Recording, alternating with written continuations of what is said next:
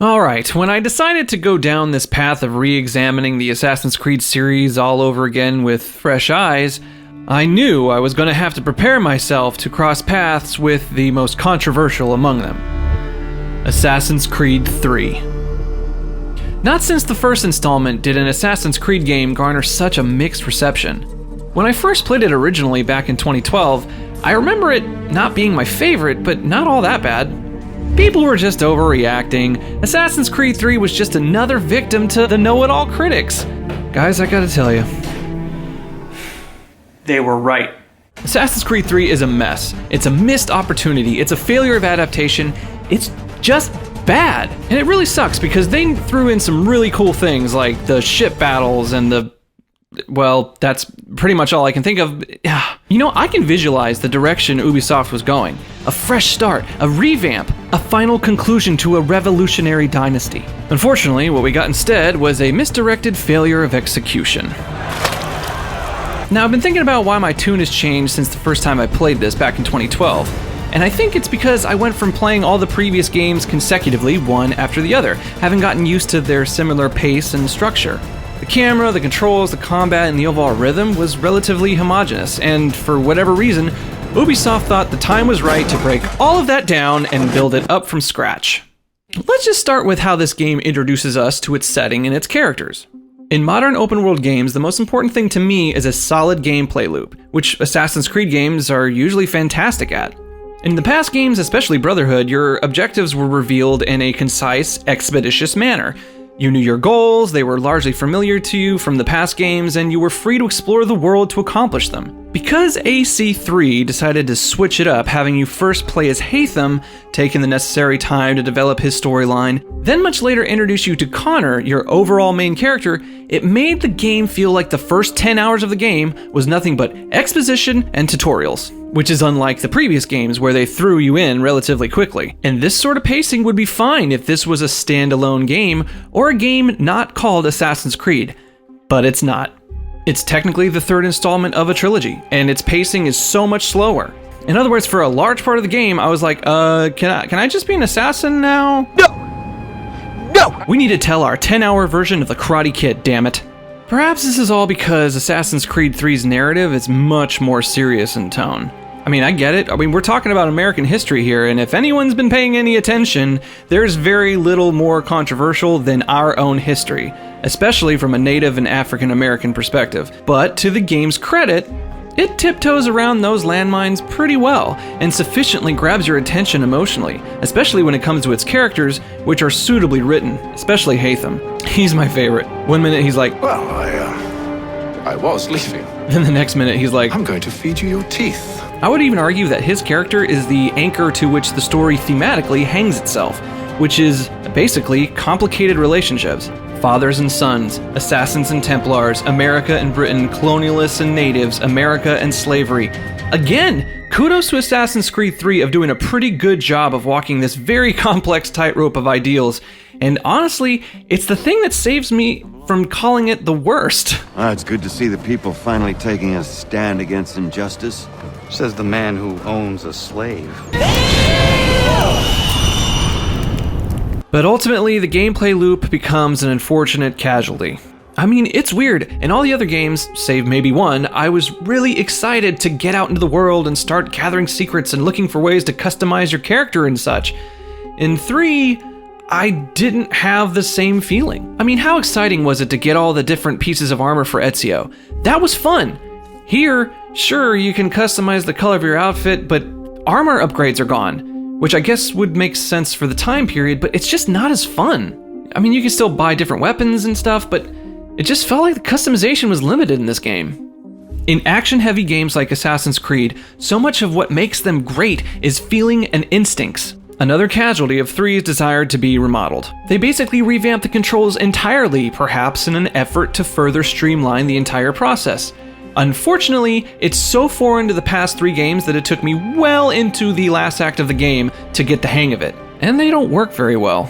The free running, for instance, is no longer R2 to run and X to run faster. It's just R2 and it's pressure sensitive, meaning the harder you press, the faster you go. Streamlined? Sure. Jarring at first?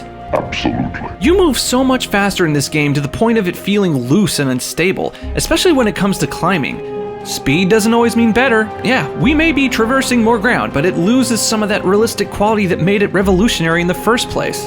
I really struggled with the combat too. It's miles different than its predecessors, which made the learning curve unnecessarily steep.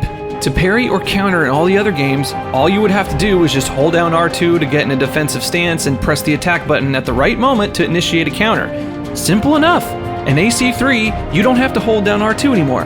Fine, but they assigned attack and counter to two separate buttons, confusing the hell out of me.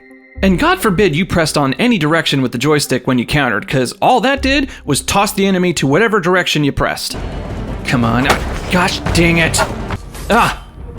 Gosh dang it! For the love of Alan Greenspan! Enemies seem like they take forever to kill, too. Like, how many times do I gotta slash a dude before he dies?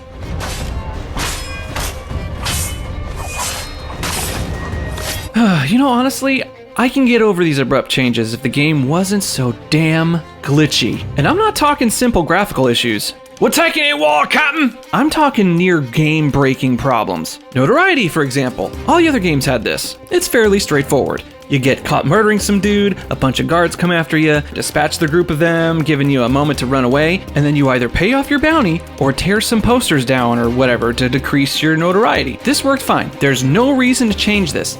But in 3, apparently there was. There was this one part where I was trying to finish a small little side mission which turned into a bit of a brawl, nothing I couldn't really handle in the past until I realized I was fighting guards for well over 20 minutes. And this happened several times. Look at this! Look at this! Where the hell did he come from? Well, somebody call Washington. I just won the war. Here's another little bug I noticed. So they kept the recruiting aspect, right? Good call. They help you on the campaign, gather rewards for you in background missions, pretty much like the other games. And plus, they all brought with them distinct abilities like sniping or acting like a captured prisoner to sneak into forts. This is pretty above board. You know what isn't? Well into the last chapters of the game, I realized that I had all of my recruits at max level, but I was still missing one. That's strange. I'm usually pretty good at getting all my recruits as fast as possible. I must have missed a quest or something. Let me see here. No? Nothing. Nothing on the map. Do I still need to go through more of the campaign? I'm almost done with the game, that can't be. Let's see what the internet has to say. Wait, what? Oh, you gotta be kidding me. So get this. Apparently, if you've completed all the recruit liberation missions, but also synchronized all the viewpoints on the map, then you will have to manually search the cities for more liberation missions. They don't automatically pop up on the map. Cancer! Do you understand what I'm saying? Do you get it? In a 7th generation open world game, I had to run around the entire map on foot, searching in hopes to run across the one mission that would get me my last recruit. Unbelievable. What makes this even more frustrating is that this is a bug carried over from the original release back in 2012. It's still here in the remastered version. Why is it that Black Flag for PS4, a game that's basically a remastered version from the previous generation and came out in 2013 no less, is miles better than a remastered version that was released in 2019? How does that happen? Look, I think it's fair to say, at this point, that Assassin's Creed 3 fails in exceeding my standards in the race to the top. Dare I say it, I'd rather play the first game. Yep, I would. At least with that one, the whole Desmond storyline is interesting, yet doesn't overstep its bounds. How they finally concluded his storyline might be the biggest letdown of all. They spent entire games teasing you with all the training and the exposition and the platforming that Desmond would become this badass assassin to take on the modern-day Templars. I mean, seriously, was I the only one rooting for Ubisoft to pull a switcheroo for the final game, to be mainly Desmond suiting up to be an assassin in the modern world, assassinating Templars, using present-day technology, and generally kicking ass? I'm no story writer, but I can tell you that premise is a hell of a lot better than what we got. An alien Armageddon type scenario filled with mostly platforming and puzzle solving. It's sad, really. I was excited to play this game again.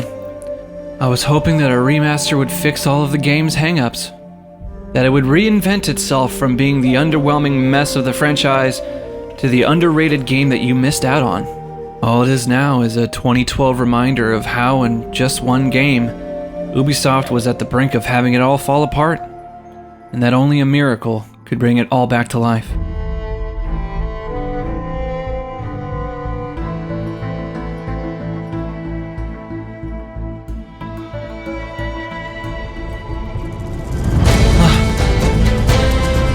Yes.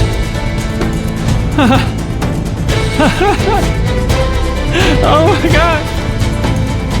It's beautiful. It's beautiful. Now see, this is what a revamp is supposed to be. Tight, stable controls, big world to explore, and a heavy concentration on fun. And what is fun, really? Fun is king.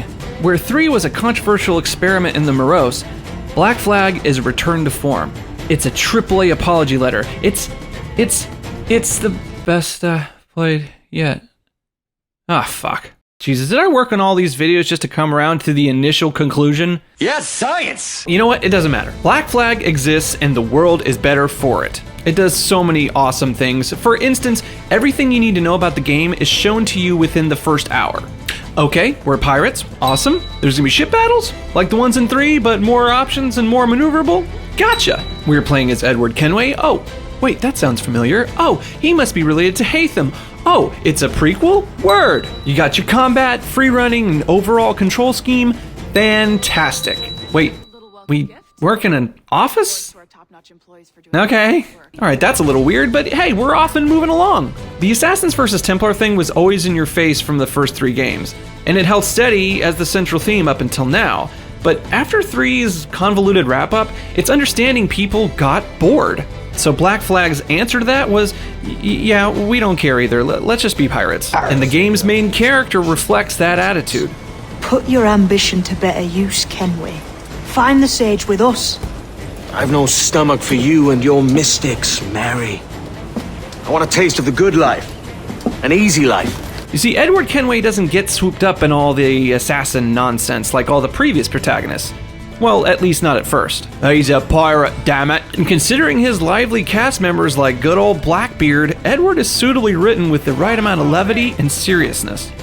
Also, was I the only one who got a serious Charlie Hunnam vibe from him? Anybody? Okay. While Assassin's Creed 3 had a less than adequate gameplay loop, boy oh boy, did they make up for it with this.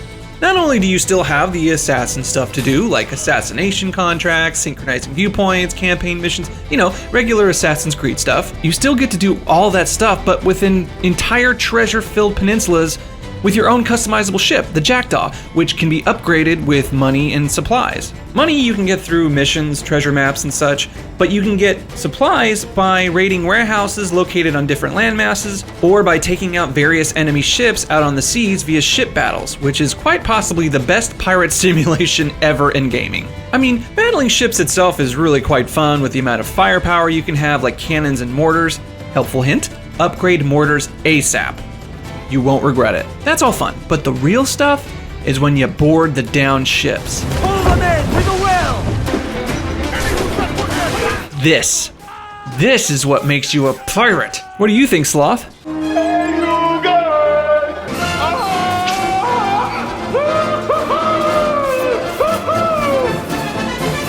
Man, just wow. It must be the 7th time I've played this, and it's still incredible.